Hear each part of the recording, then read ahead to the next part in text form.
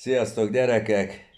Egy ismerősömmel váltottunk üzenetet a Messenger alkalmazáson, és szóba került a félelem témája, és hát írtam neki, hogy ára van persze, de hogy eszméletlen jó a félelem nélküli élet, és nincs az a pénz, amiért én lemondanék erről. És egyből válaszolt, hogy igen, hát neki is vannak még feladatai a félelem legyőzésével kapcsolatban.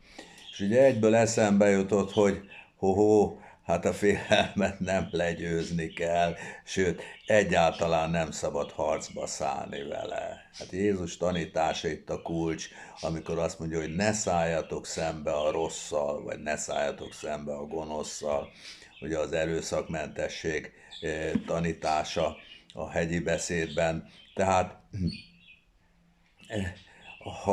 ha szembeszállunk valamivel, vagy valakivel, és le akarjuk győzni, akkor csak erőt és energiát adunk át neki.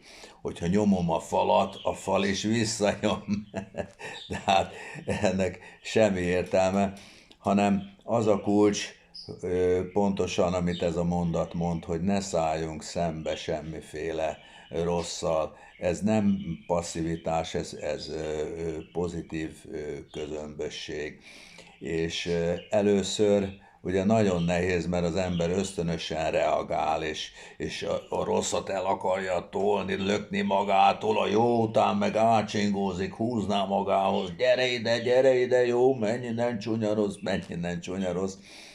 De hogyha rászánjuk magunkat, és azt mondjuk, hogy komolyan veszük Jézus tanítását, és elhisszük azt, hogy Jézusnak minden egyes szava, minden egyes mondata felmérhetetlen, felbecsülhetetlen, hatalmas kincs, és hát csacsik vagyunk, hogyha ezt nem hasznosítjuk, és a gyémántokon a földre taposunk, ahelyett, hogy fölemelnénk őket az úton, ahogy haladunk ugye vissza Isten országába, az atyai ház felé, akkor elkezdjük először ezt a gyakorlatba átültetni. Először ugye kisebb dolgokkal megy az ember, hogy nagyobb kellemetlenséget az ember hát megpróbál elviselni, és nem lázadozik, nem dohog, és azt mondja, hogy hát ha ezt a Jóisten adta, akkor Jóisten kezéből a jót is, meg a rosszat is el kell fogadnunk egyaránt, ahogy a bölcs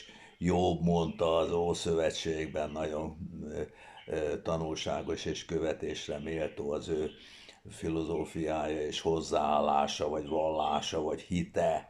Ugye, hogyha hiszünk Jézus tanításában, akkor ugye ezt bizony át kell ültetnünk a gyakorlatba.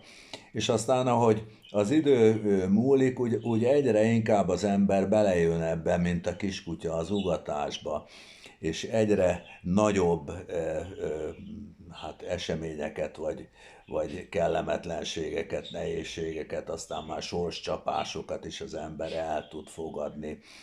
És a végén az ember odáig jut, hogy bármi is történjen vele, mindent egy ajándéknak fogad el Isten kezéből. És ki az, aki ne szeretne az ajándékok özönében úszni? Tehát hatalmas nagy kincsestár az élet, a nehézségeivel és az örömeivel együtt. És hogyha a Isten országába el akarunk jutni, már pedig Isten országába a kereszthordozáson keresztül vezet az út, ugye Jézus megmutatta előttünk.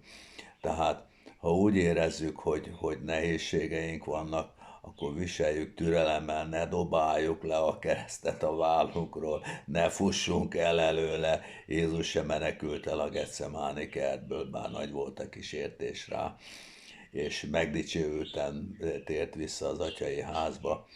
Kövessük az ő példáját, és meglátjuk, megéri. Sziasztok gyerekek, hello!